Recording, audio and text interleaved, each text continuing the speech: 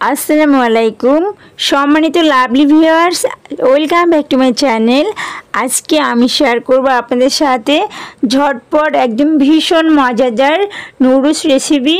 এটা যে কেউ রান্না করতে পারবে। আমি এতটাই মজার হয় যে রেসিপিটা দেখাবো বলে বোঝাতে পারবো না। পুরো ভিডিও দেখবেন, আশা করি আপনাদের খুবই ভালো লাগবে। তো আমি মূল পর্বে চলে এসেছি। আমি মিস্টার নুডলস নিয়েছি। আপনারা চাইলে ম্যাগি নুডলস যে কোনো নুডলস নিতে পারবেন, কোনো প্রবলেম নেই।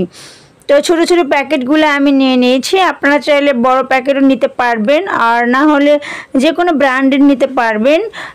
আমি এখন এগুলো কেটে সাইডে রেখে দিব। এই যে মশলাগুলো বের করে কেটে সাইডে রেখে দিচ্ছি। তো একসাথে কেটে নিলে ঝামেলা হয় না। তো আমি সবগুলোই কেটে সাইডে অলরেডি রেখে দিয়ে গরম পানি দিয়ে দিয়েছি চুলাতে। তো পানিটা অলরেডি বলক চলে এসেছে। আমি এ পর্যায়ে নুডলসগুলো খুলে দিয়ে দিচ্ছি। তো এ পর্যায়ে আমি যেটা করব, সবগুলো নুডলস দিয়ে দিব একে একে। তো এখন আমি একটু ডুবিয়ে দিচ্ছি, না হলে সব উপরে নিচে সেদ্ধ হবে না। তো আর একটা কথা টিপস আছে যে আপনার বেশি পানি দিয়ে সেদ্ধ করতে হবে। তাই আর এরই সাইডে ফ্রাই প্যানে তেল দিয়ে দিয়েছি, পেঁয়াজ কুচি, রসুন কুচি দিয়ে দিয়েছি। তো এটা আমি ভালো করে নাড়াচাড়া করে একটু বাদামি কালার করে ভেজে নেব। তো এখন কালার চলে আসছে। তো এ পর্যায়ে আমি যেটা করব, গ্রিন চিলি সস দিয়ে দিচ্ছি। আপনার চাইলে কাঁচামরিচ ব্যবহার করতে পারবেন, কোনো প্রবলেম নাই। আর চাইলে স্কিপ করতে পারবেন আপনার গ্রিন চিলি সসটা, কোনো সমস্যা নেই। তো এখন আমি যেটা করব, একটা ডিম ভেঙে দিয়ে দিব। তো স্টেপ স্টেপ দেখবেন, অলরেডি দিয়ে আমি ডিমটা গুলিয়ে মিক্স করে নিচ্ছি মশলার সাথে। তো এভাবে করলে ভীষণ মজার হবে। তো এখন একটু হলুদের গুঁড়া দিয়েছি সামান্য। তো এখন আমি যেটা করবো, এক্সট্রা যে মশলাগুলো ছিল নুডলসের ভিতরে সবগুলো দিয়ে দিব। সবগুলো বলতে সবগুলো দেওয়াটা কিন্তু ভালো হবে না। এখানে একটা টিপস আছে, কিছুটা দিব, 4-5টা, আর 4-5 লাগবে। তো এরপর যে নাড়াচাড়া করে একটু মশলাগুলো কষিয়ে নিয়েছি। তো এরপর যে আমি নুডলসগুলো দিয়ে দিব। তো পানি ঝরিয়ে নুডলসগুলো রেখেছিলাম। তো নুডলসগুলো একে একে সবগুলো দিয়ে দিচ্ছি, নাড়াচাড়া করে মিক্স করে দিচ্ছি। তো এভাবে রান্না করলে ভীষণ ভীষণ মজার হয়। তবে ফাঁকে আরেকটা কথা বলে যাই, যদি আমার চ্যানেল নতুন এসে থাকেন, দেখতে দেখতে যদি আমার রেসিপিটা ভালো লাগে যায়, অবশ্যই চ্যানেলটা সাবস্ক্রাইব করবেন। যারা অলরেডি সাবস্ক্রাইব করেছেন অসংখ্য ধন্যবাদ।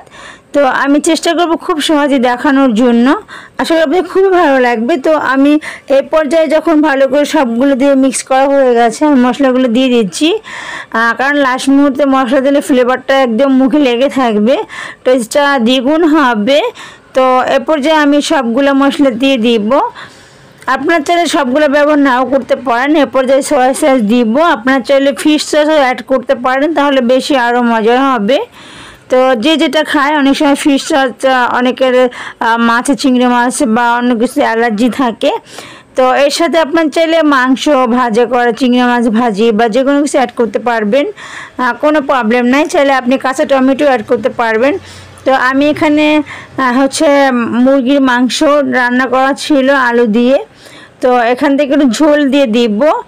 এটা গোপন টিপস। আসলে এভাবে রান্না করলে ভীষণ মজার হয়।